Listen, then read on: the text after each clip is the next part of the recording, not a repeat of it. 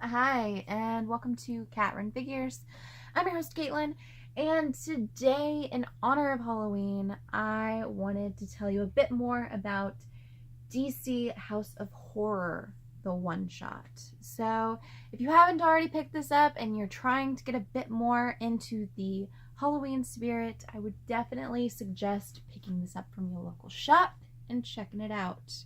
It is a collection of short stories that involve a number of our DC fan favorites in different horrifying ways. So I know the $9.99 price tag can be a little bit daunting for a lot of people, but trust me, it is well worth it in my opinion.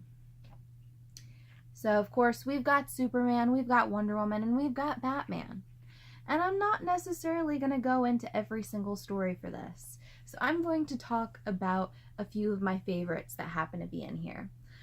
The first one is called Crazy for You. And in this story, a man is tasked with being part of the team who is to demolish Arkham Asylum. So this is years after Into the Multiverse, where a number of our characters that we all know and love are deceased. And we find out that one of the characters that is haunting Arkham Asylum is none other than Harley Quinn. And her ghost becomes very enamored with Chuck. So Chuck, in the very beginning of this, has murdered his girlfriend, and he is talking to the ghost of Harley Quinn. Now, the art may not be for everyone. It's much grittier than we're used to seeing in a Harley story. And this is a much darker, much more twisted Harley than what we're used to seeing. And I definitely feel like this is a very interesting look at her character. And I would definitely suggest checking it out if you are a Harley fan, or if you just kind of want a twisted, love him and leave him kind of ghost. That's all I'm going to say about that. So, continuing on, I wanted to tell you about another story from this that involves zombies. So, I'm not the biggest zombie fan, but I really loved the story of Blackest Day. So in this, we get to see what would happen if the world was overran by zombies, and what would happen if the fastest man alive was the first Leaguer infected. So in this, a number of the League are meeting up in the Watchtower to discuss what is currently going on in the world.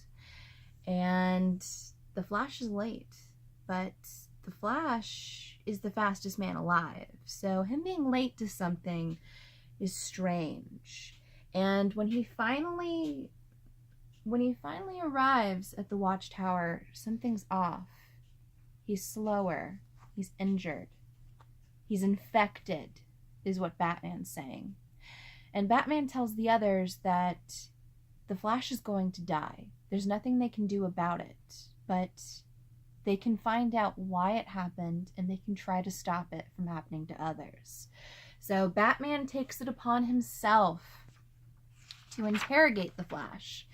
And unfortunately, Batman gets infected. Throughout the story, we get to see a number of the various Leaguers get infected. Some of them are actually turning into zombies. Other ones are not. Both Wonder Woman and Martian Manhunter are not necessarily infected in this. They're just attacked, seriously injured. We don't actually get to see them turn. Green Lantern, for example, gets one of his fingers, the finger that actually carries his ring, bitten off, and he's trying to fight the infection. He's trying to do everything in his power to survive this long enough for Superman to return on Earth to save the day. And there's a pretty grisly moment between Green Lantern and Flash, in which Green Lantern is physically punching through the zombified Flash in order to reobtain his ring and in order to try to stop all this from happening. But at the very end of it, we find out that Superman has finally returned to Earth, but he's returned home to another dead planet. The virus is completely infected. So I gotta tell you, I love the various different art styles. I love the selection of writers that we see throughout this. These aren't necessarily writers that we see all the time on main stories either. So it's definitely a great little collection. Just an amazing collection of writers and artists throughout. There's a Green Arrow, Black Canary story in here. I mean, just fantastic.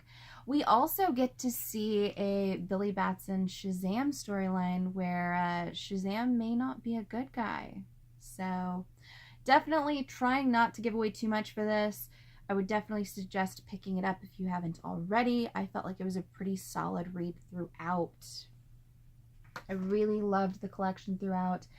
And I love the fact that DC is doing all of these holiday specials. I wish that Marvel would do this, but you know, we'll see. Maybe at some point.